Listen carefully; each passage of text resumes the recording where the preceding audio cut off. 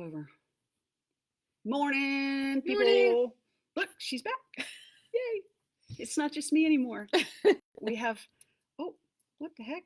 Where'd Oh, we go? Sorry, we're there. we got teleported off into space somewhere. That was bizarro.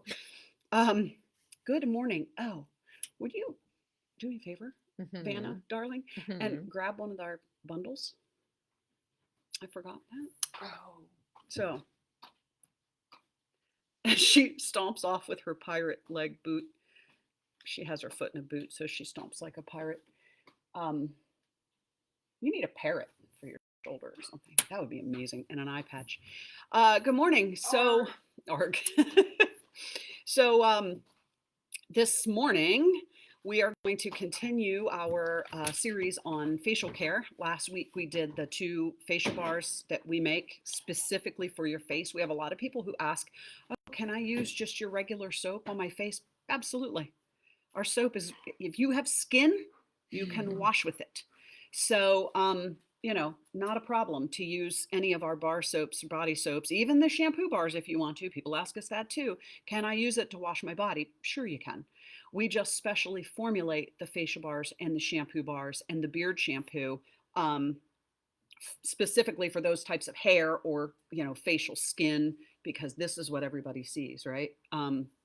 So, anyway, uh, we will talk about our facial masks, which is kind of step 2 in a natural skincare routine.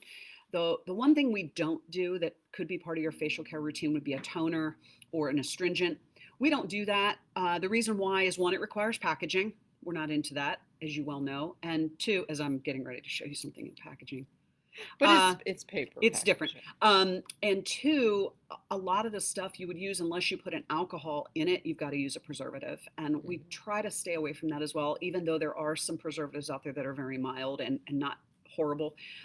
It's still just not something we really want to do with our products. So you can use just straight witch hazel, which is an astringent, or you can use rose water. You can do those things, but those are things that, if you're going to keep them around for a long period of time, you're going to need a preservative in it. So that's why we don't do it.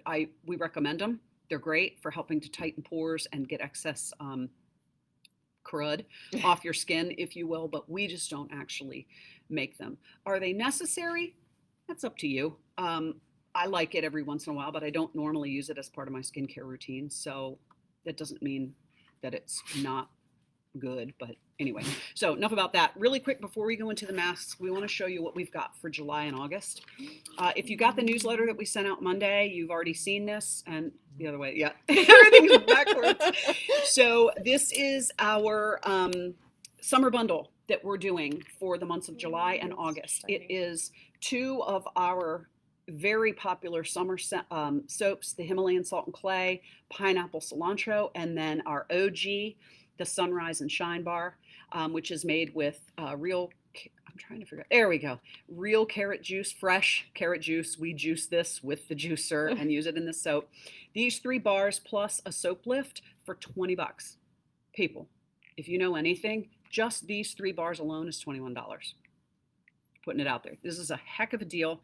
And these 2 bars, the Himalayan salt and the pineapple cilantro, are, I'm just trying to get rid of glare. I know. You had it. The Himalayan salt and pineapple cilantro are, they're going to be gone probably the end of August. So that's why we're running this through July and August, or while supplies last. So if you're into that, hit us up on the website, come to the shop, catch us at one of the farmers markets. We will not be in any outdoor markets in the month of August at all.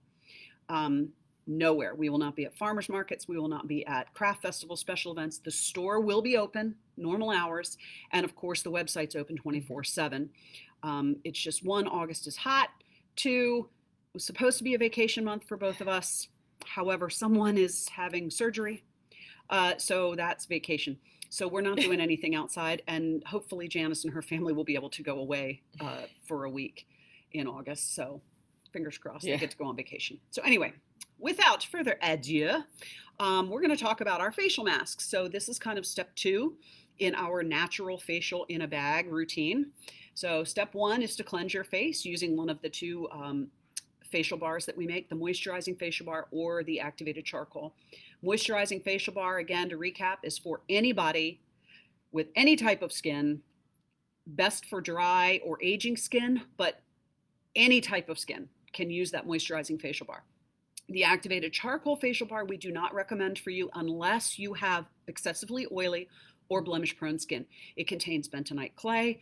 Bentonite clay is a massive oil absorber, like we talked about. So unless you have oily or blemish prone skin, we don't recommend that you use our activated charcoal facial bar because it will probably dry your face out a bit. Anyway, so we talked about that last week. So moving forward, after you cleanse, the next thing that you can do as part of your skincare routine, and maybe once a week or so, you can use one of our masks. We have four different recipes. So we'll go over those to you individually. There you go. We will go over those one at a time.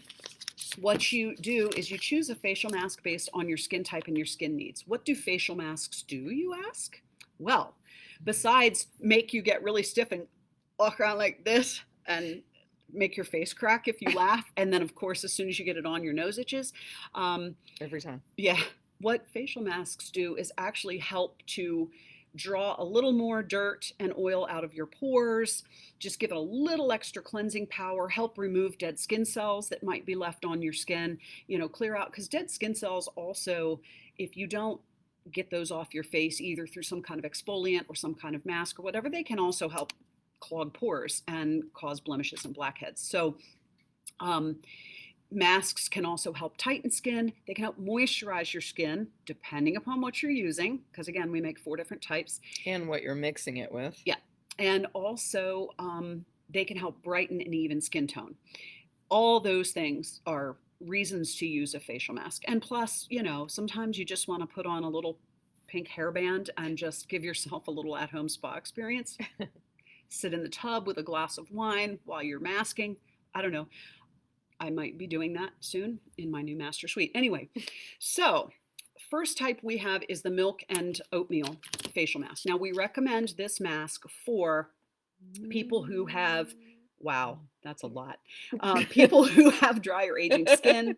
All of the ingredients in this are extremely mild, very moisturizing, and it contains kaolin and clay. Kaolin and clay, white or pink, is the most gentle of all of the clays. It's just nice for helping to remove the excess toxins, again, the excess dead skin cells. We put evaporated milk powder in there for extra protein. Stop making it dance. I can't read it when you do that.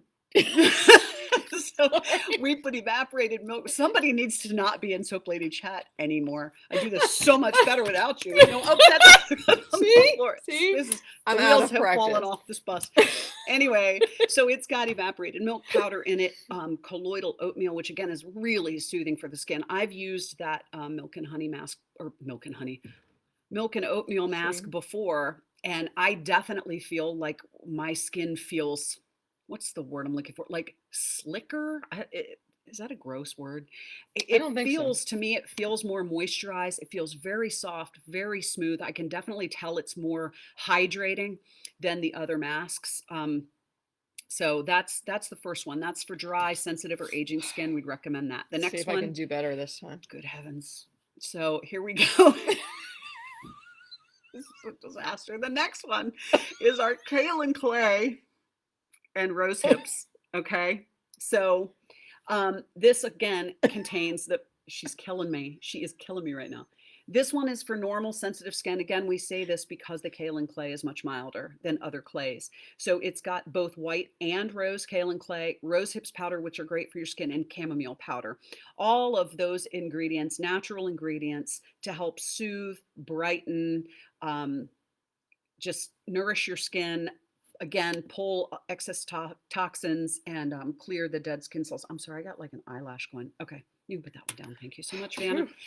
All right. So again, the white and the pink, that's kind of why we put the rose clay in there, because it helps us remember which one's which, and it makes us not get confused when we put labeling. But kaolin clay, white and pink clay, it's all kaolin clay. So that rose clay mask is just a nice all-around mask. That's actually the one that sells the most around here. I think because it's pink, but I prepped for hours to do this.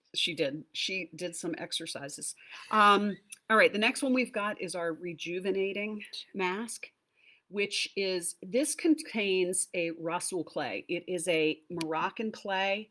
It contains French green clay, which is relatively oil absorbing, Rasoul clay, chamomile powder, and colloidal oatmeal. This is a nice mask for virtually any skin type. French green clay is a little more oil absorbing than the kaolin, so you are going to get a little excess oil absorption out of this. This is kind of really good. It's a good all around middle of the road mask for just about anybody. The Rasoul clay is the same clay that we use in our hair mask and in our detoxifying shampoo bar. Um, it's really great. It's very mineral rich. It's great for absorbing excess toxins. It's a nice mask. It's going to help tighten and refresh your skin, which is why we call it the rejuvenating mask. We definitely see a reduction in pore size and tightening of the skin with the use of that mask. The last one we're going to talk about, For us grease balls. right? This one is for your oily or blemish prone skin. It's your clarifying mask. That way. There you go. Now, this one has got sea clay in it. Sea clay is incredibly oil absorbing. I dare say more oil absorbing than bentonite, but definitely right up there. So if you've got really oily or blemish prone skin, this is the mask that you're going to want. Sea clay, activated charcoal. We all know what activated charcoal is as far as drawing out toxins, helping to clear pores. Nettle leaf powder.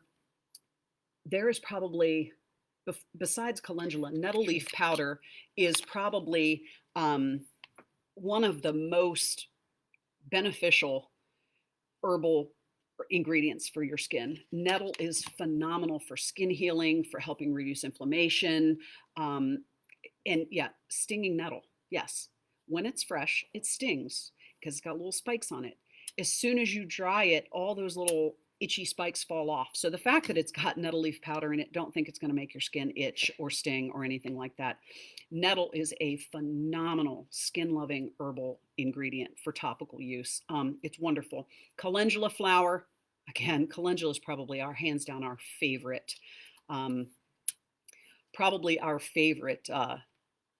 medicinal herb. It's just got the most incredible healing properties. It's wonderful. It helps brighten skin. It helps promote collagen and all these good things. I'm tripping all over my words today. I'm so sorry. And then we put a little aloe vera powder in there because, yes, you have oily skin, but that doesn't mean it's hydrated. So aloe vera powder is going to help add some hydration in to skin. Even though your skin might be oily or blemish prone, you still need to have moisture in your skin. Moisture doesn't necessarily mean oil. Okay, so that's why we add a little bit of aloe vera powder into this to just help nourish and moisturize skin, because oily and blemish prone skin needs a lot of love. So let's talk about how to use those masks. And I totally walked out the door without my props. This is my proper props this morning. What we recommend, each one of those masks is 1 ounce of dry powder. We mix the ingredients here in the shop. We have all the raw ingredients. We have it in a specific ratio. We mix it all up here. This is not somebody else's mask powder that we're ordering and repackaging. I did it. Yep, Janice does that. So we have a recipe we follow to put the right amount of ingredients in each of those masks. So the way we recommend using this mask, you should be able to get about 6 uses out of each of these pouches, if not more. And what we tell people to do is take a small container, like a really small ramekin or something along those lines. Take 1 teaspoon of your mask powder and put it in the ramekin. Then you're going to add in, quite literally in drops, whatever liquid you want to use to mix your mask up. Janice, would you like to talk about what liquids you can use? Yes. You can be lazy and do it like I do it and just use water, and also because you don't remember till you're in the bathroom, so you can just use water. Or you can get fancy and you can use coconut milk. You can use rose water. You can use, what else? You can mix it with yogurt. You can use, honestly, any liquid or any anything that's going to help turn that mask into a kind of a peanut butter like type a paste consistency, so you can spread it onto it. It has to be thick enough so it's not going to run off. I mean, you could probably use, if you're going to use witch hazel, alcohol-free witch hazel. You don't want to Mhm. be drying out your skin. And yes, you can get it at CVS. You can also order it online. But you can mix it with anything. If you choose to put an essential oil into your mask, do it 1 to 2 drops, no more. Let me tell you from experience, more is not better. I once did a mask. I was testing one of the masks and I dumped a whole bunch of tea tree in it and nearly singed off my eyebrows. It was horrible.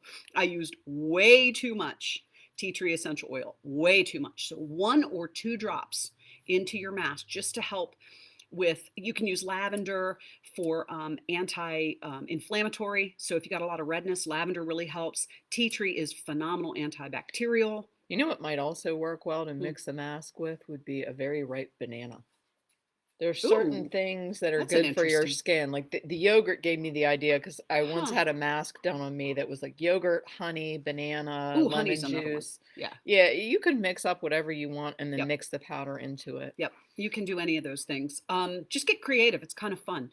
And, it gives you an excuse to take food into the bathroom or whatever. So do that.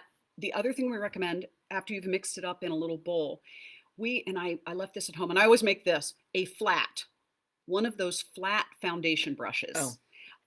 Foundation brush, they can be the big ones that look like a shaving brush or like a, something you I do think the it's a acrylic. kabuki brush. Oh, wow. Okay. Um, so a flat foundation brush, mix your mask with the brush because that way then you're going to paint the mask on. You're going to get a lot better coverage using Yeah. way less You product. will get more uses out of it. But again, if you're lazy and don't have the fancy things, you can use like a popsicle stick type thing, or you can just use your fingers. It's just not going to be as thin and even as if you Right. used a makeup brush. Yeah, the makeup brush is basically just to help extend the product Mhm. usage. So these masks are $6. I mean, that's $1 a mask. Yeah. Okay. If you're going to the store and buying something like this, how much are you spending? I don't even know because I haven't even done it recently. The little pouch packet ones that my teenage daughters used to get were at least a few dollars for one mask, I think. So you're talking $1 a mask. I mean, that's pretty good. And you're using all natural ingredients. I Yeah, can't. that's the thing with a lot of the store-bought masks too, I have found is they can be extremely irritating no matter what they say on them. Whatever is in there chemical wise can be very irritating because I remember getting my kids masks from Target or something and they put it on and their face was beet red when they took it Mhm. off because it irritated their skin. Yeah. So those are some options, but that would be step 2 in your natural skincare routine. Wash your face, use your mask once, twice a week. You don't really need to do it any more often than that. That's just that extra layer of exfoliation, of kind of deep cleaning, of helping to tighten up your pores and absorb excess oil. So once or twice a week, totally cool. So, you're getting 6 weeks out of that. If you're going to do it once a week, you're getting a lot of life out of that. Plus the fact that it's a dry powder, Mhm. You it's can not going to dry travel out with and go bad. it. Yep. You can Uh, take it with you. yeah.